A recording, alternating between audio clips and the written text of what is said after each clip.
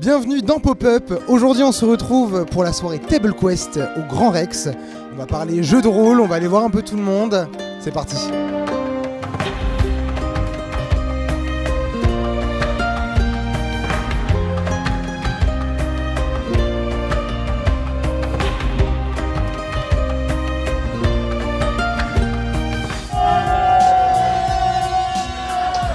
Ok, vous êtes arrivé à quelle heure?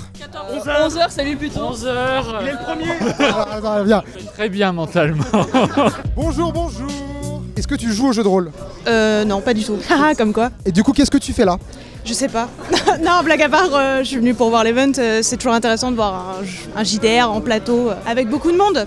Bon, comme on peut le voir, l'accueil est absolument gigantesque. On va essayer de faire gagner ce petit kit essentiel Donjons et Dragons. Ça, par contre, je vais être intransigeant.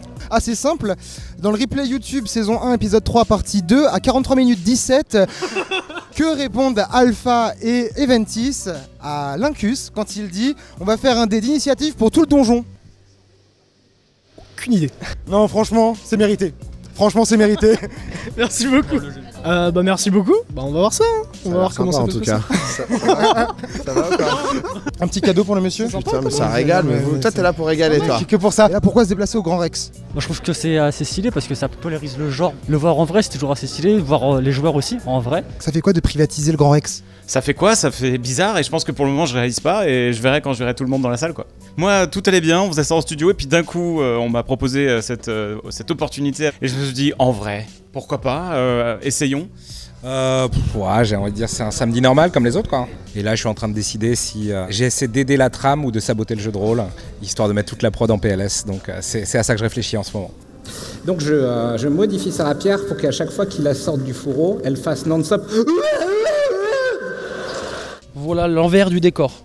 Mais en gros, voilà, là, tout l'aspect, toutes les petites stats. Et ça, c'est le carnet légendaire. Et dedans, vous avez toute la saison 1 de Table Quest écrite par moi-même, tu vois, avec des petits plans. Alors là, ce que je vous montre, ça, c'est ce qu'aurait dû être l'épisode originel du Grand Rex. Très beau micro d'ailleurs. Allez, je vous montre cette créature. Il peut arriver ou non, hein, d'ailleurs. Donc vu que c'est la salle qui vote, peut-être qu'il n'y aura pas cette créature. Donc en vrai, des fois, je me casse le cul à peindre des choses qui n'apparaissent jamais dans l'émission. Donc je suis très content de les montrer quand même, parce que là je peux au moins les montrer quand même. Le jeu de rôle en général, c'est le type de jeu le plus ouvert qui existe. C'est toi qui écris ta propre histoire avec ton groupe de joueurs. Ça demande un petit peu de temps, un peu d'investissement, mais le jeu en vaut grave la chandelle. Quelle est d'après toi la plus-value justement de Donjons et Dragons? Déjà c'est le premier, le plus populaire. Il y a eu beaucoup de travail sur la 5e édition au niveau de la simplification. Les règles sont vraiment accessibles. Et ils ont fait par exemple un nouveau guide qui s'appelle l'essentiel. Souvent ce qui freine un peu les gens, c'est que pour se mettre au jeu de rôle, il faut se taper un livre de règles grand comme ça. Là vraiment on va dans l'action très rapidement. L'événement va commencer d'une minute à l'autre, on peut le voir, les gens sont en train d'arriver. On va aller voir rapidement, juste avant que ça commence à chaud, les acteurs de la soirée. Et on va voir ce qu'ils en pensent, s'ils sont stressés. Merde, je perds mon froid les gars. Et c'est quoi ces costumes de merde? Bon Ted, pas trop stressé? Alors moi non, ça se passe super. Mais je fais style pour les autres parce que sinon après ils pourront plus, tu vois, ils sont en panique. À chaque fois ils viennent me voir, ils font et toi ça va? Je fais ouais. Mais dans le fond, non, c'est absolument pas le cas. Bonsoir. Il y a beaucoup de monde, c'est vraiment impressionnant. C'est une des premières fois où je te vois acteur et pas organisateur. Ah ouais, ça c'est cool, ça fait plaisir hein. Tu penses qu'il faut combien de pièces d'or pour être dans Popcorn? Si je devais acheter un slot, beaucoup je pense. Genre au moins 12. On l'a vu quand même donner 2 pièces d'or assez rapidement à Ted tout à l'heure. Petite bourse d'or, vous voulez voir? Yes, tenez, celle-là je vous la donne, j'en ai pas besoin.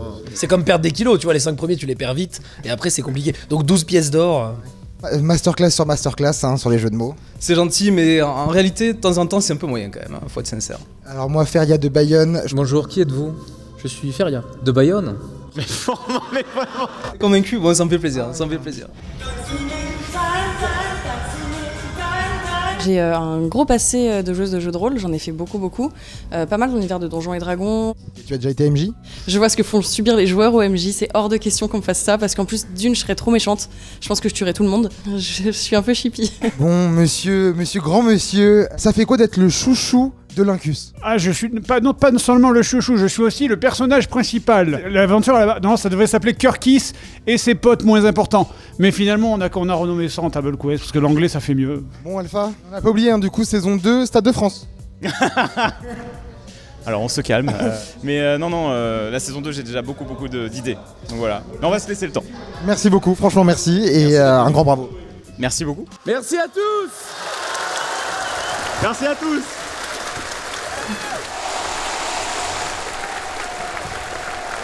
C'est maintenant la fin de Pop. Je pense qu'on a tous maintenant les cartes en main pour jouer au jeu de rôle. Enfin les cartes...